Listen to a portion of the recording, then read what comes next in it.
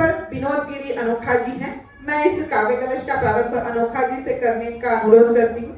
इससे पहले कि वे आपके सम्मुख प्रस्तुत हो, मैं उनका परिचय आपसे करवाना चाहूंगी। आपने राष्ट्रीय मंचों पर अपनी प्रस्तुति दी है। बिहार की पावन धरा पर जन्मे विनोद गिरी जी हैदराबाद में ट्रांसपोर्ट का व्यवसाय करते हैं। आपने न केवल ट्रांसपोर्ट के क्षेत्र में अपनी जगह बनाई है, बल्कि शब्दों का भी सफर उतनी ही खूबसूरती से पार किया। आपने पटना विश्वविद्यालय से बीए ऑनर्स की डिग्री प्राप्त की है। आप हिंदी तथा भोजपुरी में गीत गजल लिखते हैं। 1993 में बावरी का ढांचा गिरा। ये बहुत ही महत्वपूर्ण घटना हम लोगों ने अपनी आंखों से देखी है। 1993 में बाबरी का ढांचा गिरा और अपनी भावनाएं कविताओं में पिरोने वाले अनोखा जी का उदय हुआ। वहां उन्होंने पहली रचना अपनी लिखी और वो प्रकाशित हुई। इसी घटना के बाद इनकी रचना जो है प्रकाशित हुई है। लिखने का यह सफर जो है आज भी अनवरत जारी है। ऑल इंडिया रेडियो तथा डीडी दूरदर्शन जैसे प्रतिष्ठित मंचों पर आपने प्रस्तुति दी है। आपकी गजलों में, गीतों में भोजपुरी की मिठास है और हिंदी की गरिमा। बिहार की मिट्टी की महक अपने गीतों में लाते हैं अनोखा जी। बिहार की मिट्टी की महक अपने गीतों में लाते हैं। वे तरन्नुम में जब गाते हैं हम सभी गुनगुनाने लगते हैं। वे तरन्नुम में जब गाते हैं हम सभी गुनगुनाने लगते हैं।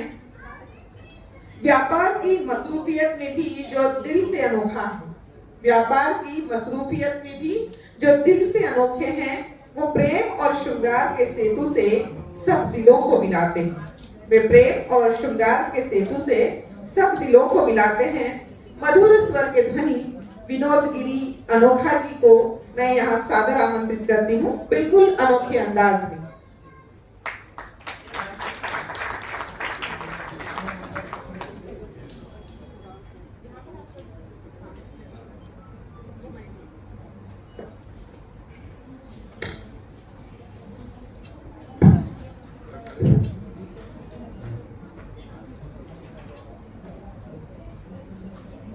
मंच को सादर नमस्कार।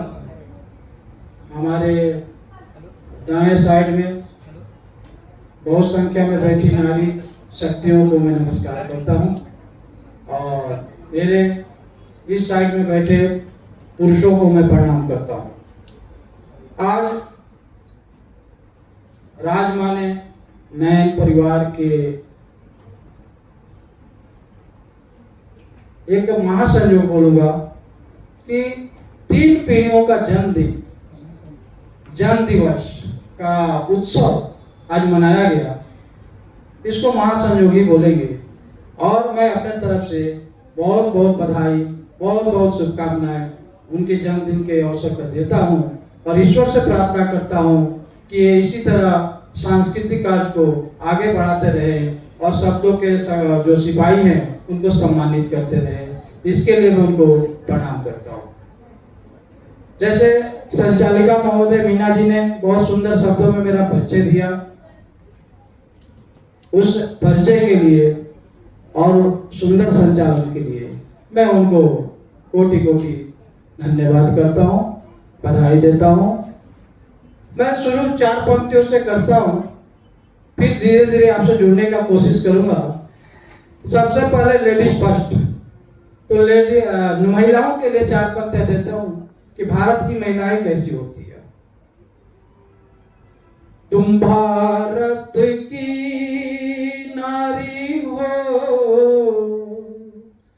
भारत की मान बढ़ाती हो। तुम भारत की नारी हो, भारत की मान बढ़ाती हो। कभी बेटी कभी माता कभी बहना बन जाती हो। कभी बेटी कभी माता कभी बहना बन जाती हो। तेरे सतीत्व शक्ति का परमाण इतना है,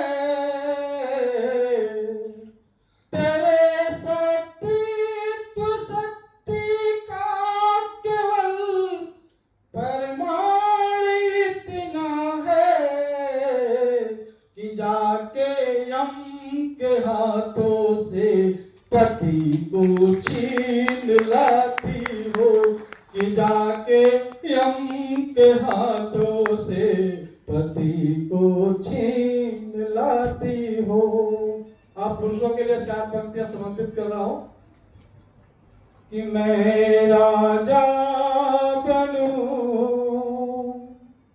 तुम रानी बनो, तुम राजा बनो, तुम रानी बनो, मैं दीवाना बनो, तुम दीवानी बनो, मैं दीवाना बनो, तुम दीवानी बनो।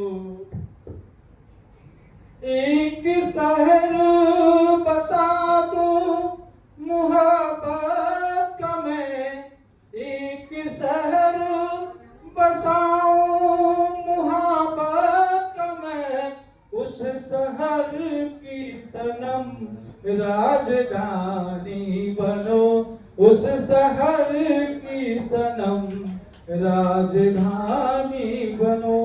चलिए,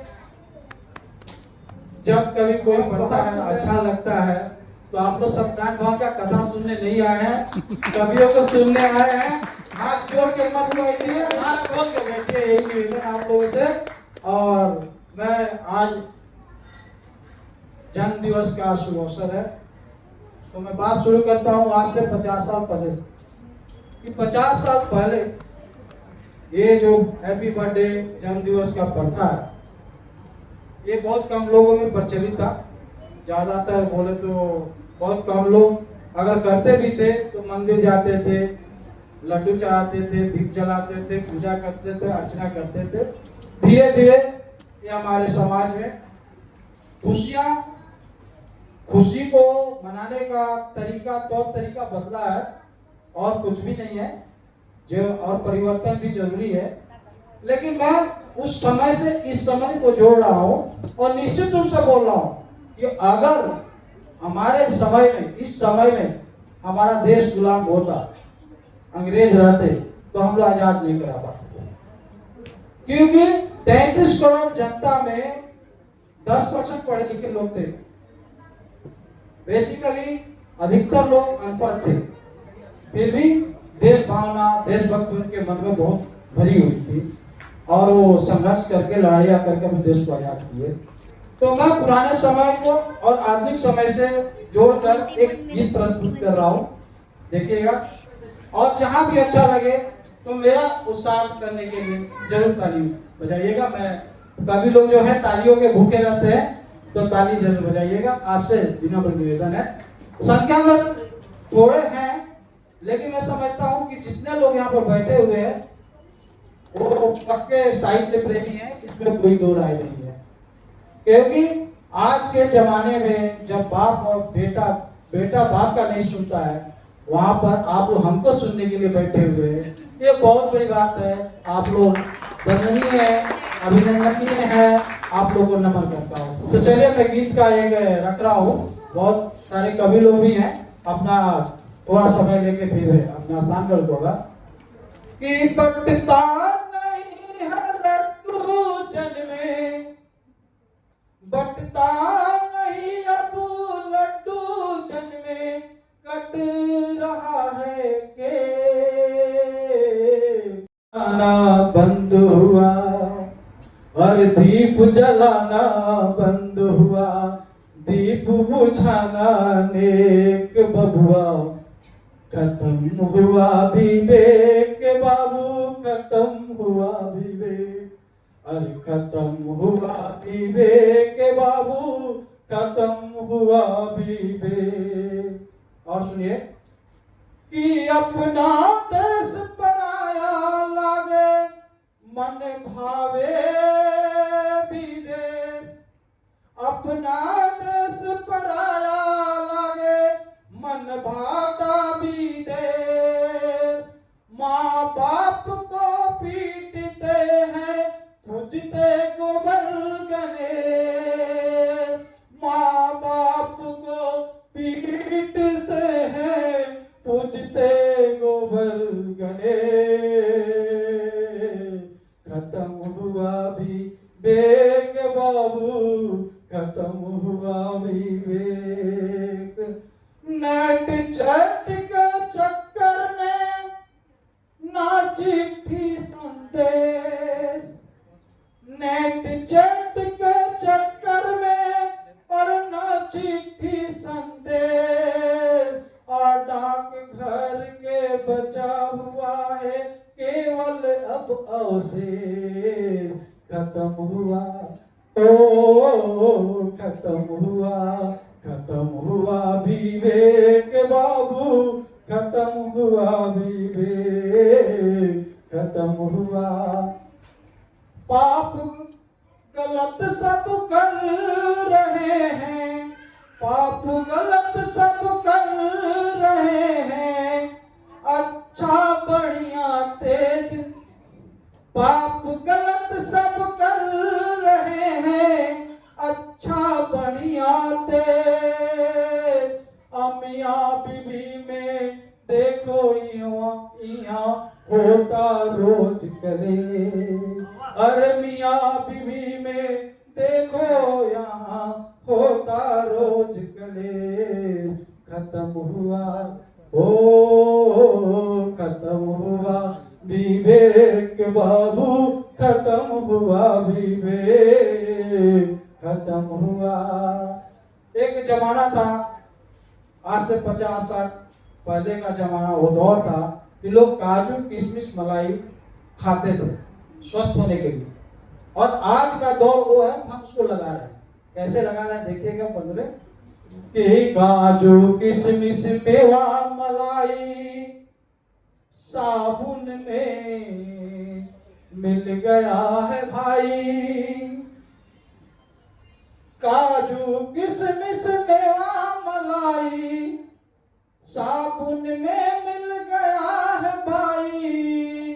मलिन हुआ सबका चरित्र, और मलिन हुआ सबका चरित्र, चमकता है अब फिर। खत्म हुआ विवेक बाबू, खत्म हुआ विवेक, खत्म हुआ, ओ खत्म हुआ। अब लास्ट में इस पूरे गीत का मैं क्यों गाया वो पेश कर रहा हूं। आओ अब तो लौट चले सब लौट चले, कि आओ अब तो लौट चले सब लौट चले। आओ अब तो लौट चले अनोखा अपना देश। आओ अब तो लौट चले अनोखा अपना देश। रहे सुरक्षित संस्कृति, यह कविता का संदेश। रहे सुरक्षित संस्कृति, यह कविता का संदेश। खत्म हुआ, हो खत्म हुआ। चलिए, बहुत बहुत ध्यान से और मन से मेरी इस रचना को सुने। मैं अब एक आखिरी गजल आप लोगों के सामने रख के अपना स्थान ग्रहण करूंगा, क्योंकि बाकी मेरे मित्र भी हैं, उनको भी आपको सुनना है। वक्त के साथ खुद को बदल जिंदगी, कि वक्त के साथ खुद को बदल जिंदगी। तोड़ कसमों को आगे निकल जिंदगी, तोड़ कसमों वो आगे निकल जिंदगी, जिनके वादे अधूरे रहे अब तलक। नेताजी लोग, जिनके वादे अधूरे रहे अब तलक, उनके वादों पे तू ना फिसल जिंदगी, उनके वादों पे तू ना फिसल जिंदगी, तोड़े कसमों को आगे निकल जिंदगी। दिन हमारे लिए रात दूजे के संग, दिन हमारे लिए रात दूजे के संग, ऐसे मजनू पे तू ना मचल जिंदगी, ऐसे मजनू पे तू ना मिचल जिंदगी। कभी कभी हम लोग ट्रैफिक पे चलते हैं तो भिखारी लोग भीख मांगने आ जाते हैं। वो देखे दो पंक्तियां देखी गजल का, उसमें लिखा हूँ कहाँ तक सार्थक हुआ है वो आपकी तालियां बताएगी।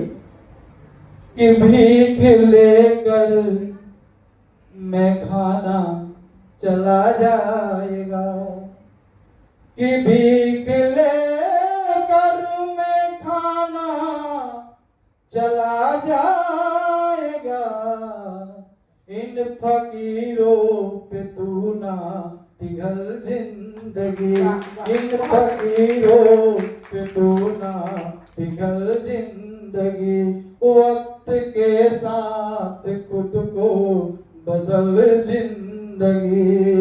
अंतिम शेर है गजल का। मैं गजल लिखता नहीं हूँ, गजल का जो माहिर आदमी है, विद्वान आदमी है सुरेश गिरी जी, वो बैठे हुए हमारे सामने। कि अंतिम है, मुझको पढ़ना है पढ़ लो बड़े शौक से,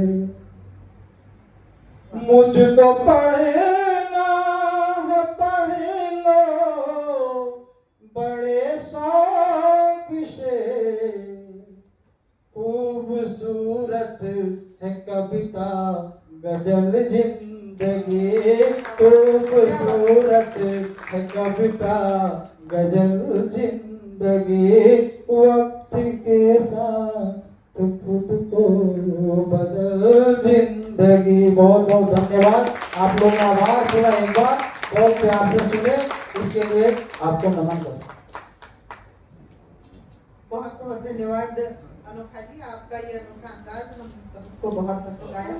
स्त्री का सम्मान करते हुए आपने समाज की नस को बहुत बखूबी पकड़ा है और सचमुच विवेक यहाँ पर खत्म होता हुआ हमें दिखाई दे रहा है। चारों तरफ ये हम देख रहे हैं, समाज की सच्चाई को आपने बखूबी यहाँ पर प्रस्तुत किया है और वक्त के साथ हमें सचमुच में बदलना जरूरी है। संस्कृति का रक्षण हम सबकी जिम्मेदारी है, इसका एहसास आपने हमें कराया।